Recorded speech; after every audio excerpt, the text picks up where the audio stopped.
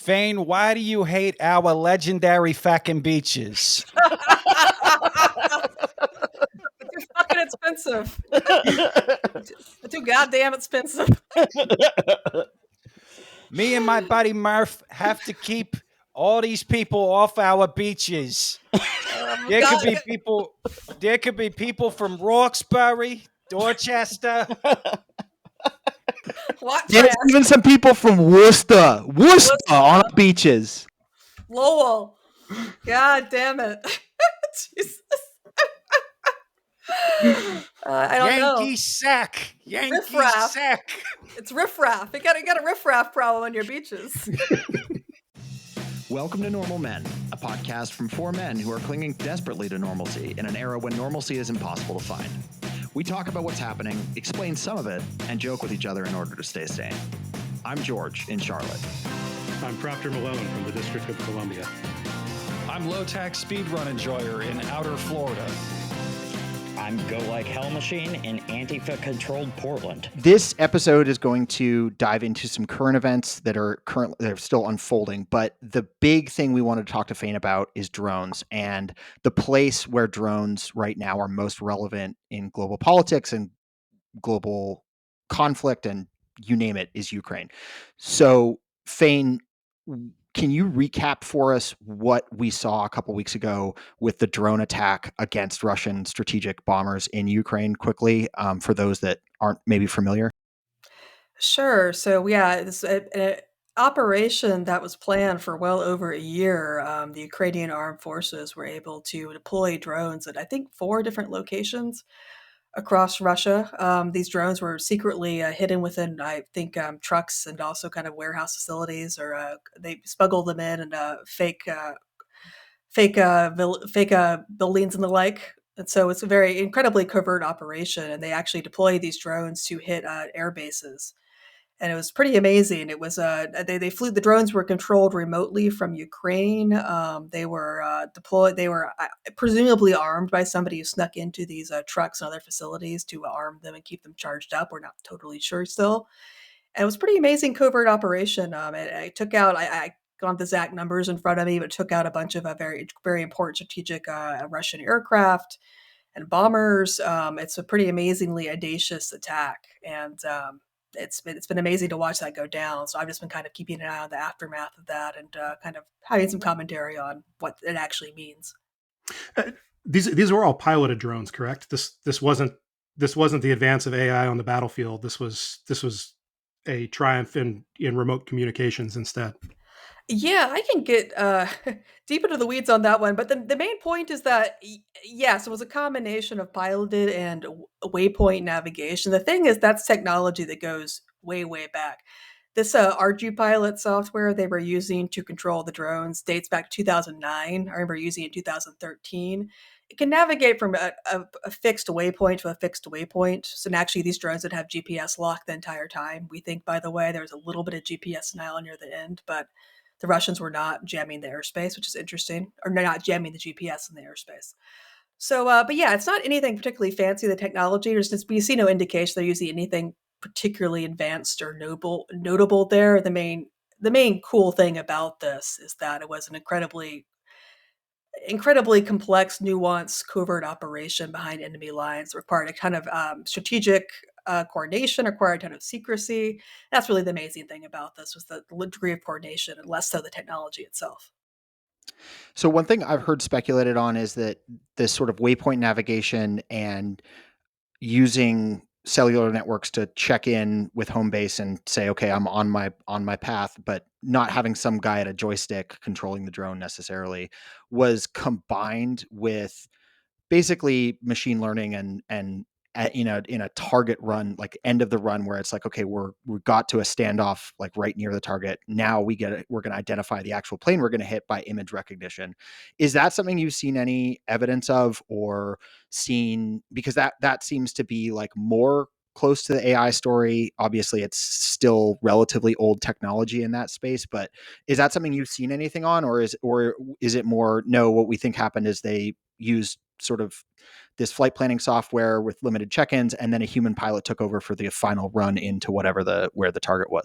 All that evidence we have so far indicates it was a human pilot. I mean, if you think about it, there's no need for that, right? You've got trained human pilots. Why would you have an automated AI do this who's less likely to be accurate?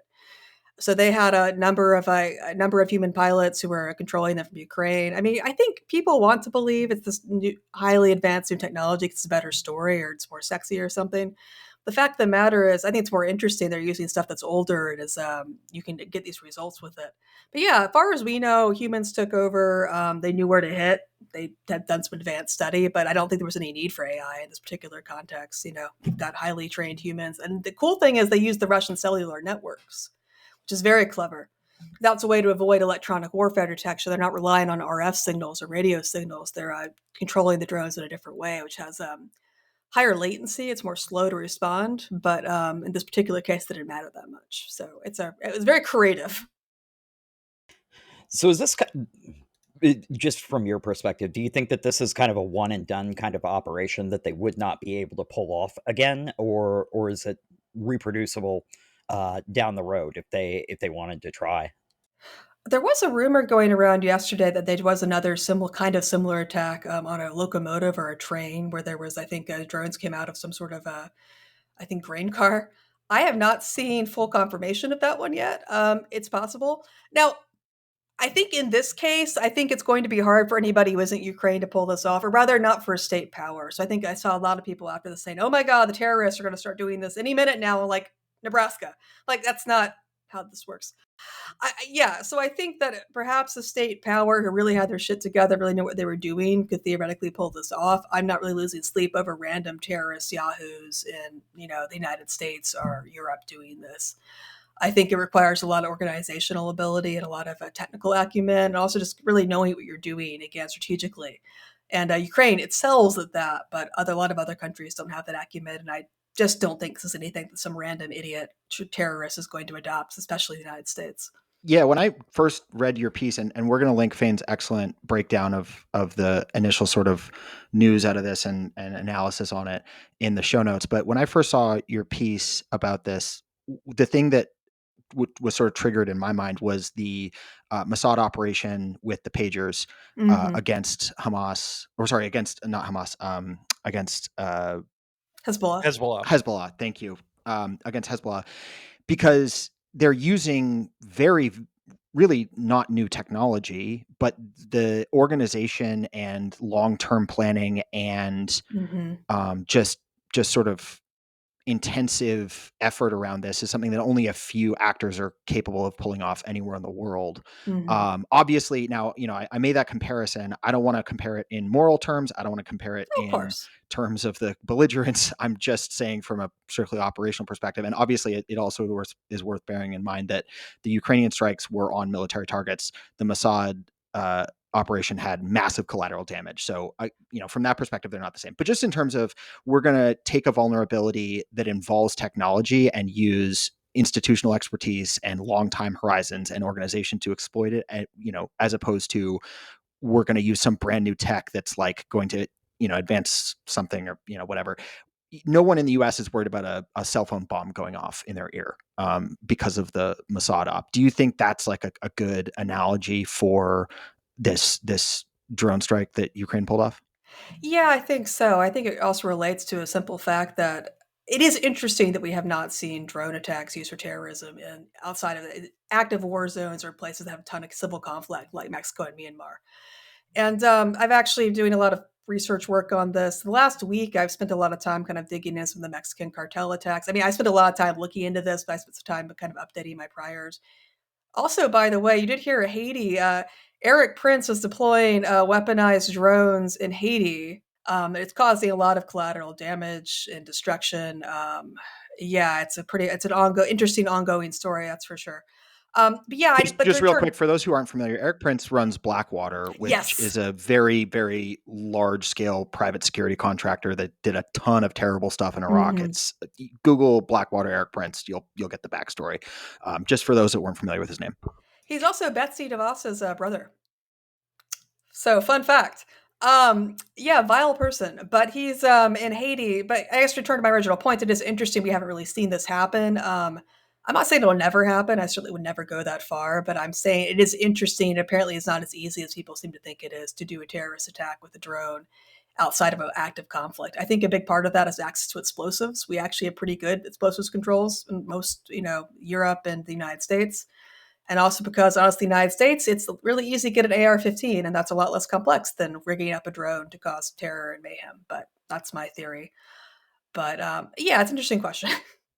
It's interesting to me that not only have we not seen any, to my knowledge, successful drone terror attacks, we haven't even seen attempts. Again, as far as I know, that it's something. Maybe it's the complexity threshold. Maybe it's access, like you said, that it's easier to get a car or it's easier to get a gun.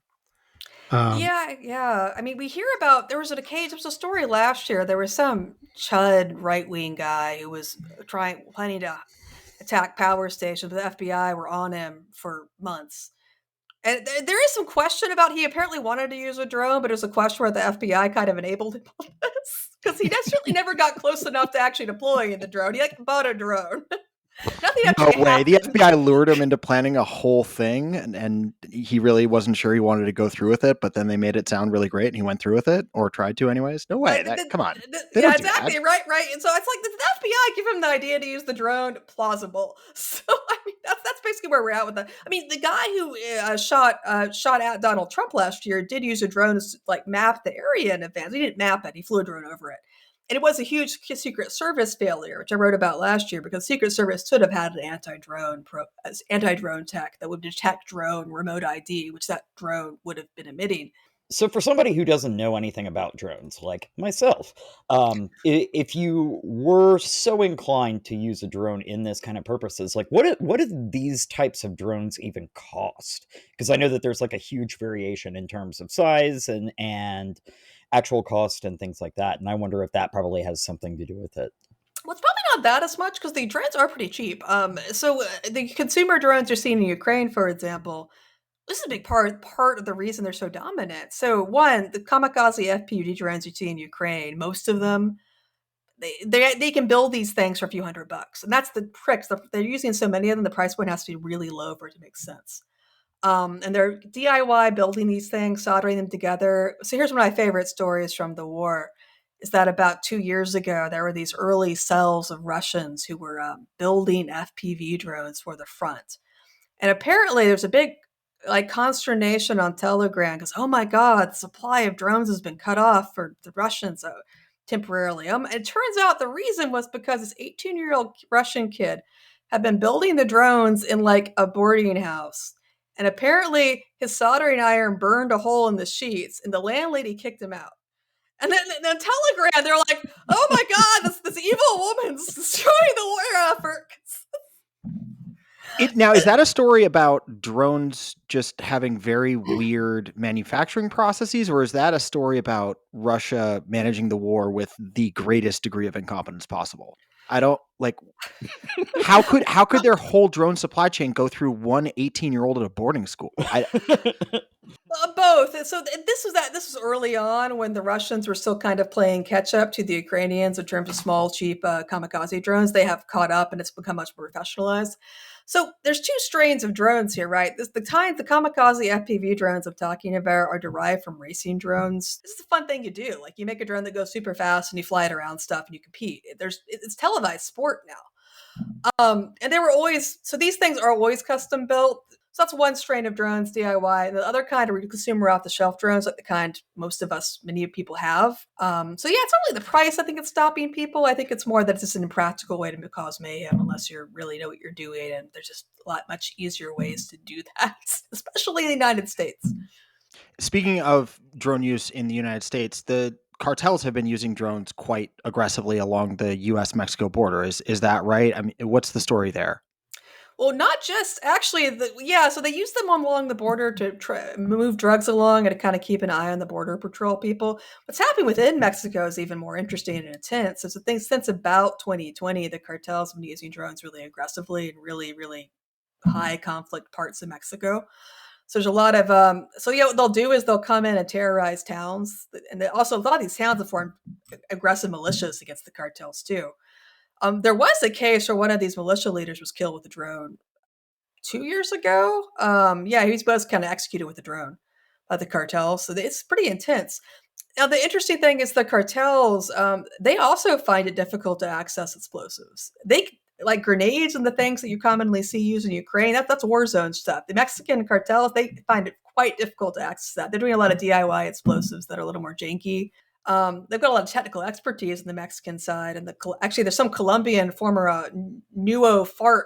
But yeah, it's pretty. The Mexico situation is quite intense, but it's pretty localized to central Mexico. I don't think they're using drones aggressively against the border patrol. Right? They will get, and that's not going to go well for them. They know that. But within Mexico, it's pretty intense, and there have been civilians attacked. They've chased civilians out of entire towns. Combination of kind of obviously the usual guns, and also using drones to drop explosives to scare people. So it's a really disturbing development, and it's a lot of reporting in the Mexican media about this in Spanish, especially. It's interesting to keep tabs on it. So, insofar as access to lightweight, presumably infantry-aligned explosives is as you see it, the major limiting factor for this kind of destructive drone use spreading. Is that something where we're seeing any evolution in the consumer space, or is that something that you think is going to stay primarily the province of nation states and armies? I mean, I think that probably is the big limiting factor, is that it is really hard to get this lightweight explosives. I mean, I guess I'm not seeing a ton of indications this is going to change. I mean, people might start becoming more audacious. People might start becoming more adventurous with making their own explosives. I mean, you theoretically could. Though again, it does feel like the kind of impulsive violence we see a lot in the United States. It just seems like a bit different personality type. A lot of the stuff we see in the United States, people doing kind of a bit of planning, but pretty emotionally driven. I'm going to get AR-15 and kill people. They'll do a little bit of the kind of planning required to use a drone. You're going to have to engineer lightweight explosives somehow. You're going to have to not kill yourself in the process of getting on the drone. You're going to have to plan that. It's a lot of work. And it's a lot of a kind of cold-blooded, patient work, as opposed to I'm going to get an AR-15 and go kill people. Right. It's also fundamentally not directly a suicidal act, which I think a lot of the spree shooters we're seeing that's kind of part of what they're doing is they anticipate that they're going to die as part of this thing. Whereas with the drone, sorry, go on. You don't. Yeah, and I've had some people I know who are anti-extremism experts postulate maybe another aspect is it just feels less heroic, right? A lot of these guys are in this, they want to feel like a hero, or they want to be like, well, you're kind of an anti-hero, right? It's like, look at me, I'm the murderer. A drone is much more offsets that. It doesn't feel as cool. So unless you're like really strategic instead of emotionally driven, and most of these people do seem to be pretty emotionally driven, it just doesn't get you what you want out of the situation. That might be part of what we're seeing, but and there's also much more efficient ways to kill people in the United States, sadly. As far as the consumer drone space goes, is the tariff situation playing a big role there? Is that impacting product development or availability or cost? And how do you see that having an impact going forward? Or is there any way to move drone supply chains out of China? Because I presume, it's batteries and small components and some circuit boards. I mean, it's and plastic molding, like it's probably all made in China and nowhere is going to come close to being as cheap. So how do you see all that evolving? Yeah, so the tariffs department, so far it hasn't been that bad, which I'm happy about. I did buy a drone in a big rush earlier this year because I was like, oh, crap, I gotta get ahead of this.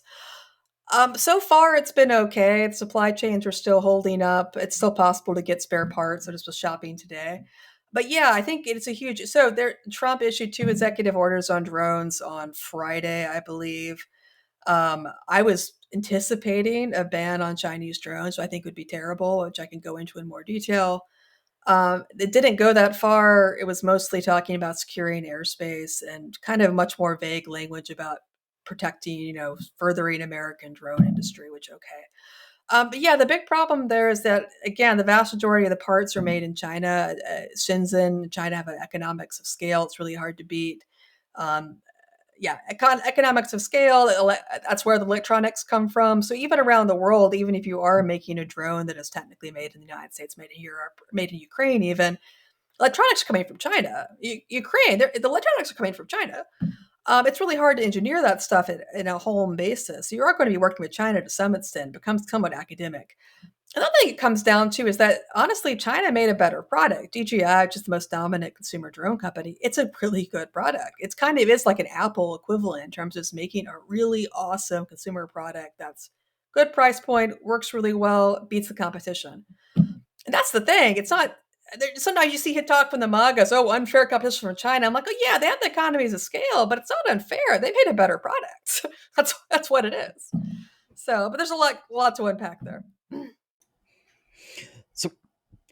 So as somebody again who doesn't really follow drones, what are people in the United States kind of buying drones for? Like, what are some fun use cases for them, just for the average civilian?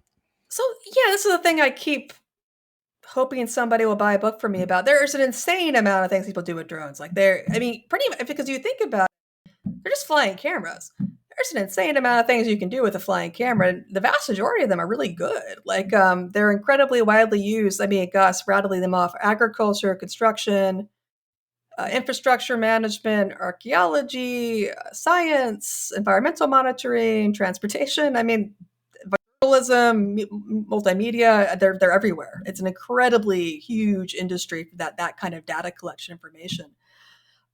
So I do a lot of work in disaster response, humanitarian aid. That's how I got into drones. I was a reporter at first, then I also got humanitarian aid, disaster response sector. That's mostly what I do still. I'm doing some more work on the counterterrorism stuff because unfortunately that's where the money is right now, which is a shame. But I got into this. That's still my primary interest, is using drones to map for disasters and to really mitigate disaster response operations and also help for development. That's what I think is really cool. I think my favorite use case for drones is that the Woods Hole Institute here in Massachusetts has a drone that collects whale snot. And they use the drone, and the drone grabs samples of the whale snot, and they take it back to the lab. And they use the drone to find the whales, and they grab the whale snot, and they take it back to the lab to analyze the whale's health. I think that's probably my favorite one.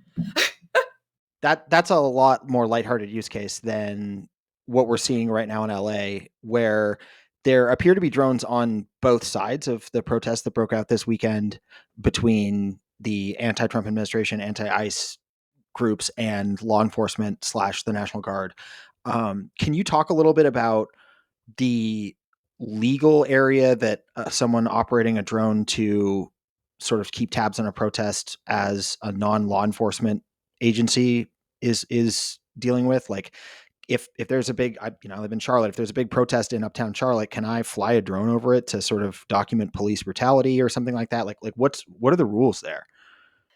Yeah, so drones have been used for to cover protests for a really long time. Again, in Ukraine, actually, Euromaidan in 2014, a lot of people are using drones to cover that protest back then.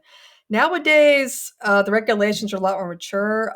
It's a thing you should do with extreme caution. So there's a lot of regulatory complexities. As of this morning, there was only a TFR over the LA ICE facility and kind of that area. There wasn't a TFR over the area where a lot of those current kind of protests and unrest are happening over in Paramount, which is interesting, actually. So if there isn't a TFR, technically speaking, you can fly. However, of course, the police may have opinions about that, even if there isn't a formal TFR. And, law enforcement does have access to that. Their use of it's kind of spotty. I know LA has a pretty good handle on this because during the fires, that's what they were using to find idiots who were using their drones to obstruct the fire. So we know LA is pretty good at this because for really good reasons.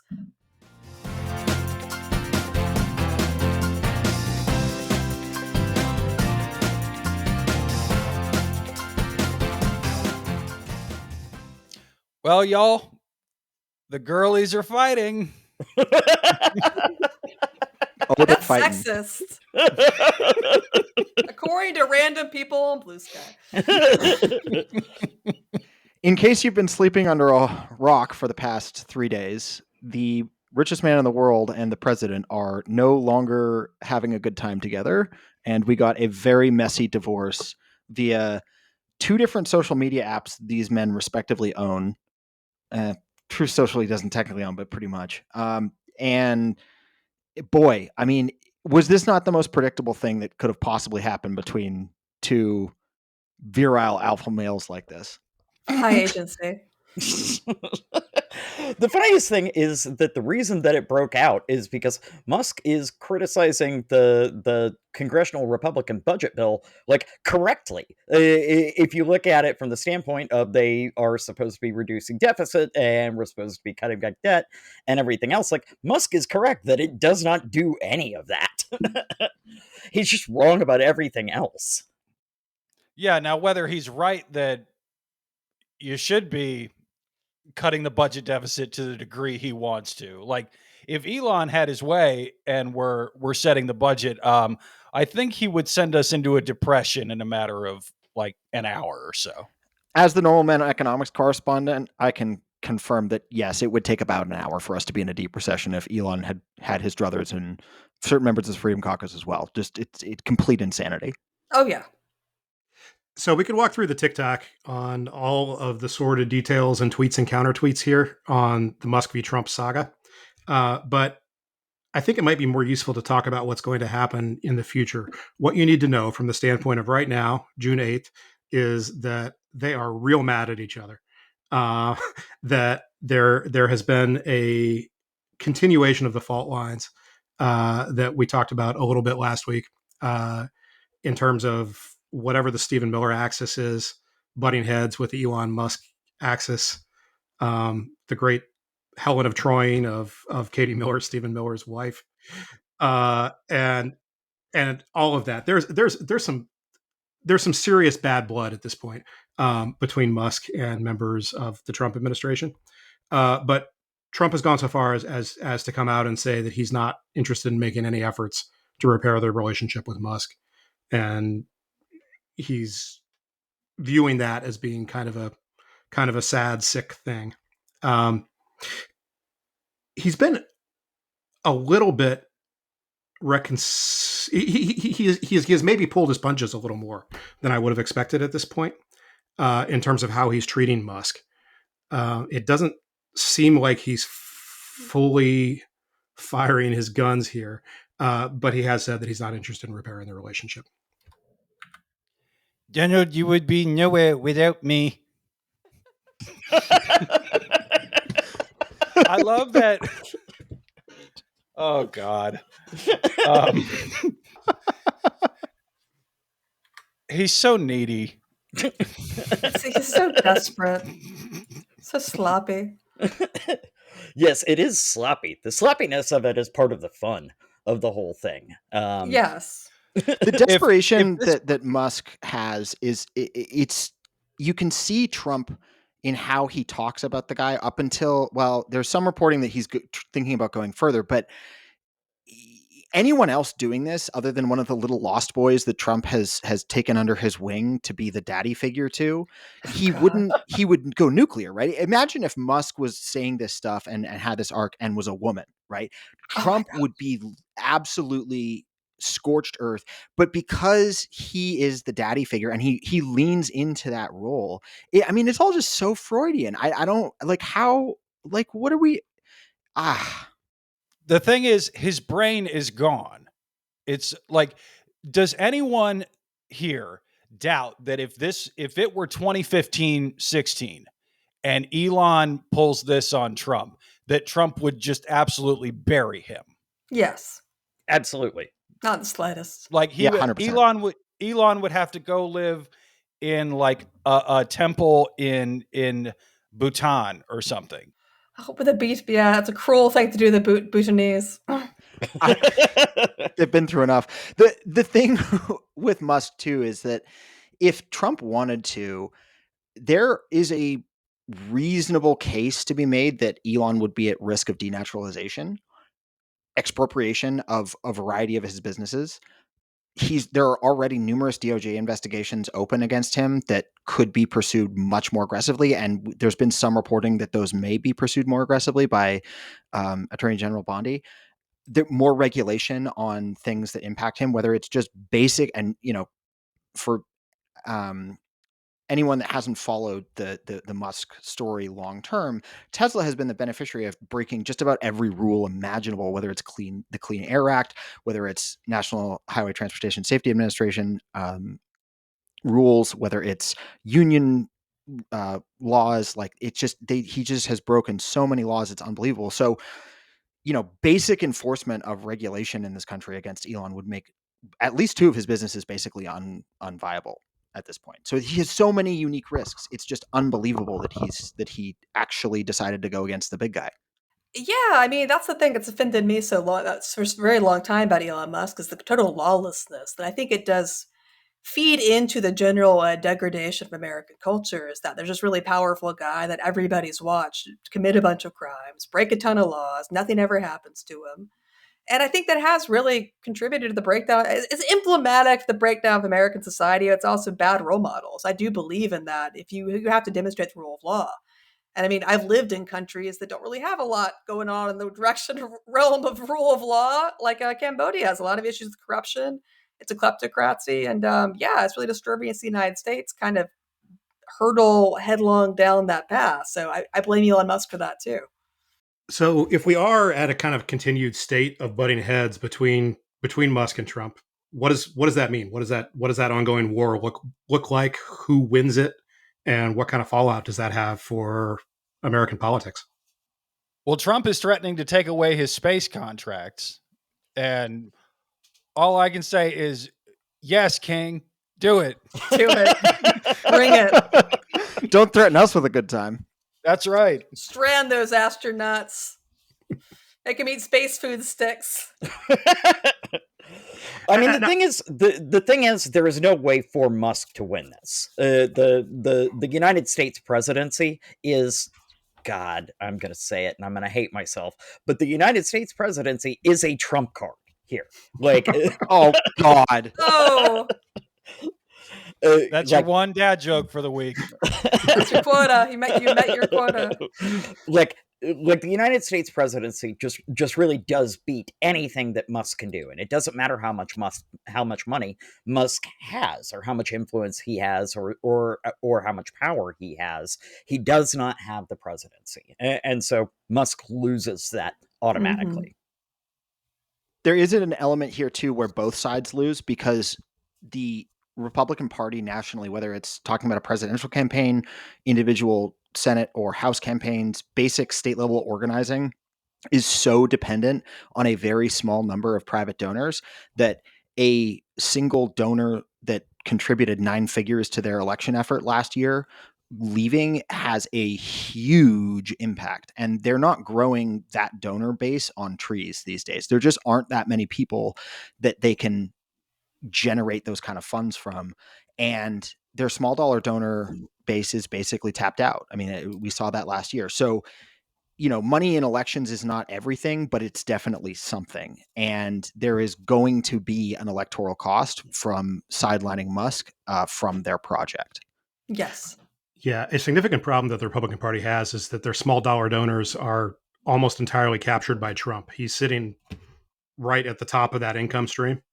And it's not a lot that's getting past Trump world, even though our hope is that he's never going to be on a ballot again, to their legislative candidates, to their state level candidates.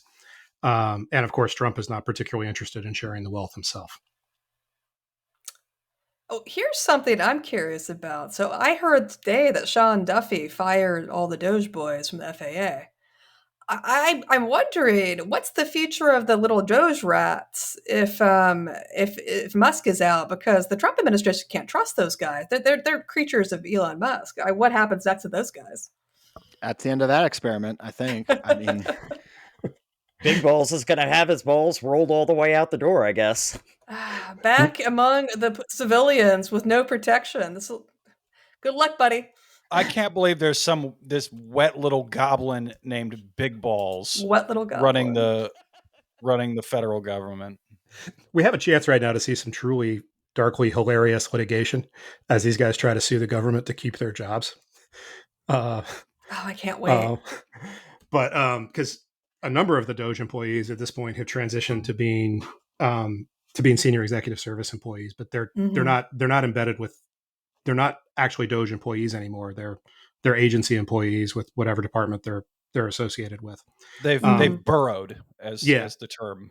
But I absolutely agree with Faine that it's a huge problem. You can't trust somebody else's commissars, and I would say that some of these guys might have technical skills that are difficult for Trump world to replace.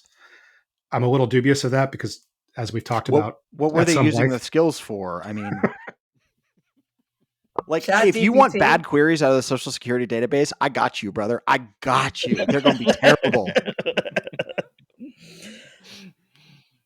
Well, I think the other thing here is that remember all the reporting, when we were talking about Musk and Katie Miller and Stephen Miller last week. Remember that all the reporting was saying was that basically everyone other than Trump hated Musk. Like everyone around him hated him and thought he was a pain in the ass who wouldn't shut up and wouldn't mind his business. So all the Doge crew now are essentially stuck there within the federal government, but without him to actually shield them anymore. And I suspect most of them get drop kicked out the door. There might be a few that hang around if Russell Vought wants someone to try to continue to cause chaos within different branches. But for the most part, like most of these guys are going to be gone. And to be clear, getting fired is not the worst thing that could happen to some of these guys, in the sense that at least I've been working under the assumption that there's a significant amount of potentially criminal liability that these guys are taking on board with their move fast and break things approach, that they are claiming to have powers that they do not have. They're claiming to exercise executive authorities that it's not clear that they've ever had. And some of that stuff's illegal. If DOJ wants to make it a problem, if DOJ decides to be vindictive, which I know doesn't sound like Pam Bondi at all, then these guys are in the crap. Or, I mean, depending on the statute of limitations, just not getting the pardon that you thought you were going to get could put you in a whole bunch of That's jeopardy. what I was going to say. Oh, yeah. These guys were all betting on getting a pardon from Trump for all the crimes they were doing. And now he and Elon are fighting, so they're all going to be freaking out. I mean, it really highlights why they hire 19-year-olds and 22-year-olds, because they're intensely stupid. They have no experience. They're incredibly stupid. They're literally just meat sacks that you can... I mean, it's like the Nazis used a bunch of, like, fetuses because they're very pliable.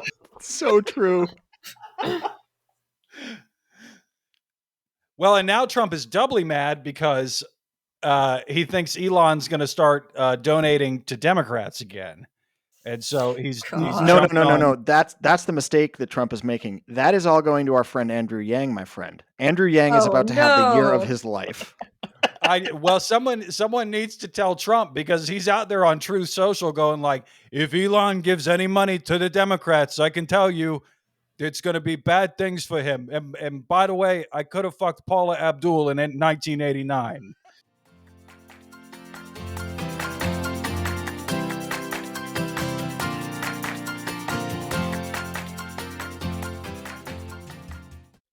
It is Pride Month, and the Normal Men are supporting the Pride Raiser that my Charlotte FC supporters group, the QC Royals, is doing to support Time Out Youth, which is an LGBTQ plus inclusive space for young people in the Charlotte area.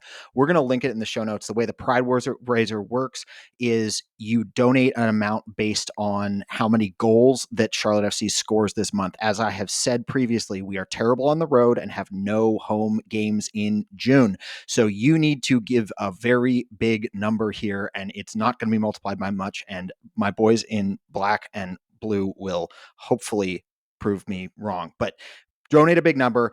It multiplies by the number of goals that Charlotte FC scores, and then you donate. You after your pledge, you donate that to Time Out Youth.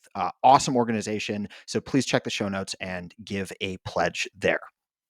And remember, QC stands for Queen City, not Quebec. You're not giving to the hillbilly French up there. No, we would not lead you down that terrible road. No. It's time to talk alf Hogg origins. God. I can still remember early on Bluesky seeing people talking about alf Hogg and just instantly screaming nope and pushing my phone away from myself. Wise. So if you're listening to this podcast and you are not a Bluesky person, then you're about to receive some cursed knowledge. We'll walk you through it gently. Faine, has, since at least the time that I got to Bluesky, which was fairly early on, has been one of the big personalities and one of the big motivators of Bluesky's growth. And wait, sorry, before we get to, what is Bluesky, Proctor? Tell us what Bluesky is, because if someone has come across this podcast organically and doesn't find us through Bluesky, amazing, you exist, we love you. Yes. What is Bluesky? Well, George, Bluesky is a social media microblogging website that is based on what's called the @ protocol, which is a decentralized protocol that is meant to reclaim the ownership of social media from individual companies and put it out there in the protocol space as something that anybody can then build an application on top of to tap into a common shared social network. It's a cool idea. And if you want to know more about the intricacies of it, there is a great community that will walk you through it. That explanation in my brain is just going, oh God, Mastodon is leaking again. I swear to God, we're better than Mastodon. Bluesky is very similar to Twitter, but it's not full of fascists and Nazis. That's the big distinction at this point. In any case, one particular icon that has become associated with Faine Greenwood is the Hogg. And the Hogg, my understanding of the genesis of it is that this was essentially a riff on the sexy Alf meme, which, Faye, do you want to take a crack at explaining that to our audio-only audience? Absolutely. So the origins of the Alf thing on Bluesky. So one, I am too young to have actually seen Alf. I've never actually seen a full episode of Alf.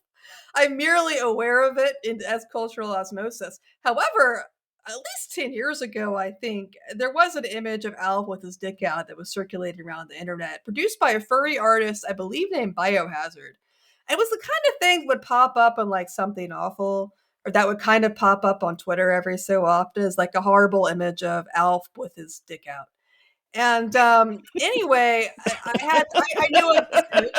And when I joined Bluesky, early, April 2023, within the first 2 weeks or so, we were joking around about posters, I think, coming to Bluesky.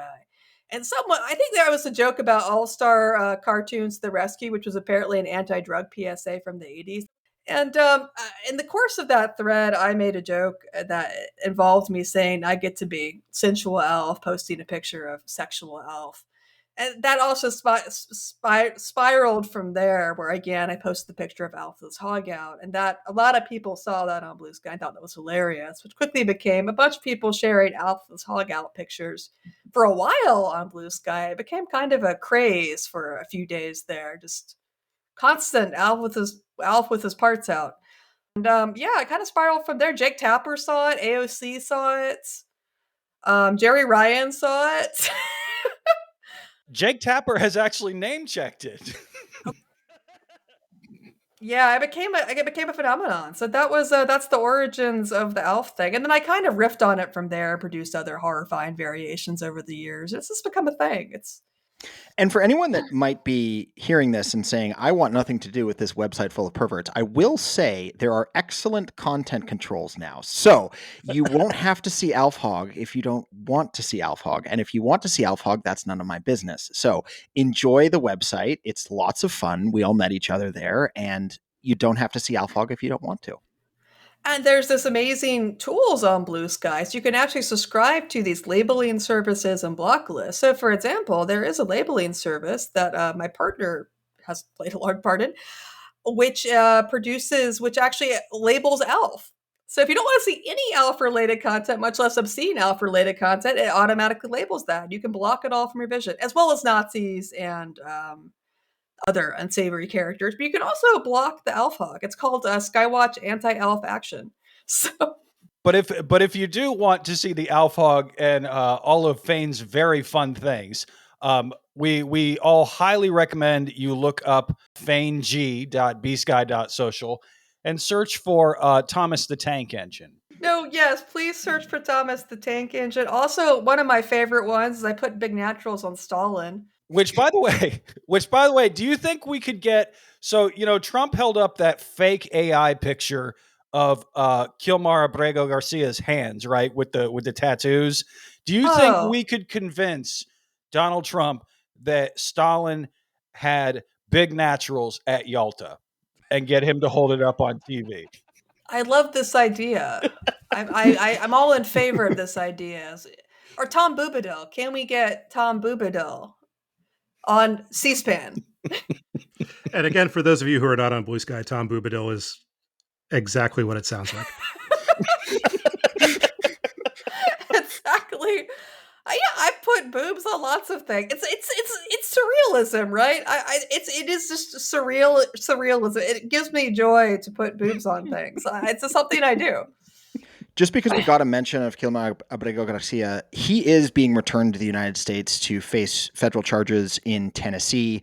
A really quick diversion from Bluesky, but because we talked a lot about his plight in previous episodes, I just wanted to put that in there. If you're not aware, the charges look very dubious at best. So that's great to a point. He's still going to have to deal with that, but he'll get his day in federal court, and he's not in CCOT anymore. So that was a massive victory for him and for every American's right of due process this week. Every person's right of due process subject to U.S. law.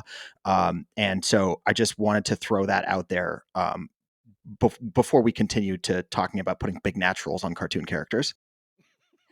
That is a much more important topic than putting big naturals on Tolkien's beloved Tolkien characters. Yes, but I mean, I think that speaks to what Bluesky can be so that. great, right? Because we can, that's what your stream can be if you want it to be that way. It's there's a zany component to the website that is wonderful, and there are culturally annoying things about Bluesky too. I Faine, don't understand how you follow 20,000 people and don't go completely insane from that, because there is no way there are 20,000 like non-deranged people on Bluesky. You must be following some really wild out there people, and how you're able to do that. How does your stream look on a day where there's a lot of news or a lot going on? Like, how are you able to keep track of what's happening with that many people in your feed? Well, for starters, there's something horribly wrong with me. For second, I do have severe ADHD and I read incredibly fast. So the combination of factors produces someone who is completely batshit. And also, yeah, I really like having a completely insane following feed. I like the fact that it's always different. I do have wide interest. There's a lot of really interesting experts and people on Bluesky. Yeah, I do follow complete weirdos because it entertains me. But there's people I know, friends, people I like. I'll go and check on their actual profile. Though I don't actually use lists or anything. I tried that, and I just realized it wasn't that I just like the following feed. So it's just all following feed all the time. It's just straight Pretty raw. Much. Honestly, the feed. That is amazing. Also, I get so many replies now. The other thing is that I get so many replies now that when I log into the Bluesky, I actually just go through my replies. Then I dip over to the following feed. Though actually, I know no one will believe me. I swear to God, if you look at the data, it's true on me. I actually do log out most of the day. I swear to God, I actually do log out most of the day, but I do a lot of incredibly compressed posting in a fugue state, which is also really. I do this sometimes too. You can tell when I just got on the bus from work. Because I've been quiet for most of the day, maybe a comment here or there, and then I've got an hour with nothing to do, and so that ticks up tremendously at that point. Oh yeah. Do you what are your mentions like? I mean, with that broad of an interaction sphere, like there must be some wild stuff getting thrown your way from people in the comments or quoting you. What's that like? So it's actually fascinating because I use the Skywatch filter. I don't get I get annoying stuff sometimes, or people are kind of obtuse or can't read. I don't really see abusive or outright shitty stuff. There's been some occasional moments, but nothing particularly bad. I mean, for me at least, blocking's worked pretty well. But yeah, I haven't had a lot of real issues. Honestly, at least in my case, the Bluesky tools work really well. The filters work really well. I get I mean, mostly just volume. I like to reply to people. I like to see people have to say. Look at my replies. I use the all mentions feed because I don't use the actual mentions feed. It actually misses things. I use the all mentions feed instead, which I think is better. And that helps. But yeah, I do just get a lot of stuff to comb through. So that's kind of what I usually do when I log in, is let's go through my replies and see what I've got. So if you could wave a magic wand and change behavior on Bluesky, What do you think? What do you think people should be doing differently than they are? What would make it a better place? For the love of God, please read a fucking book. Read a fucking book, please. Just read a book, or at least read my posts. They're very short. Just read the posts before you reply. Please read the posts. That's all I will just say read. that I have that same experience where it's just the reading comprehension is rough sometimes. Yeah, I mean, yeah, the reading comprehension is rough, and also the assumption that I must be a complete idiot, which I think everyone gets. Is the assumption that you must be incredibly stupid. Like, flags have different contexts in some places than others. Like, no, really. I thank you for this illuminating information. Thank you. I sincerely like when someone basically says the exact same thing back to you that you have just said about something. I love that one. You're Awesome. Like, Thanks. Amazing. So helpful. The greatest. Or when they offer a completely contradictory take that is like just based on their personal opinion. So you'll say something that's like, here's something that happened. And then someone will say, well, one time I did the opposite thing because I don't like X. And it's just like, Cool. Thank you. Wonderful. Go back. Like, please just, Although I will say that those people are, because of the like paid thing over on X, the everything app now, those people are all at the top of the mentions now. Yeah. Great. Sounds like an awesome website. How do we use that? How do we use that? Yeah, delightful. No, I think that's the thing that Bluesky, at most, at least in my experience, the most it is slightly annoying. Like, and I'll just log out. I find myself getting overly short with people who I know mean well are just annoying. I just log out. I'm like, okay, I'm just going to be needlessly a dick to someone who's mostly just annoying. But it's much better than Twitter. So. I just wanted to say thank you to Faine for showing up and being the first Normal Men guest. This is something that we were really excited to do, and I'm glad they could join us. Thanks so much. Thank This you. is fun. This is really, really fun. I'm sorry I couldn't reply in the comments. My partner has one of those freaky Moonlander keyboards. I don't know where the return key is. So I literally can't find it. I was poking keys, this gave up, but I didn't want to. I'm afraid of it. It might kill me. But yes, All right. This is very fun. Well, that's it for Normal Men this week. This is George coming to you from Westchester County, New York. Proctor from DC. Low tax speedrun enjoyer in outer Florida. Go Like Hell Machine from Portland. Faine Greenwood from Boston for now. Thanks for listening this week. Please rate and review us in your podcast app of choice. If you haven't done so already, we really appreciate all the people that have. And we'll be back next week for some more normalcy.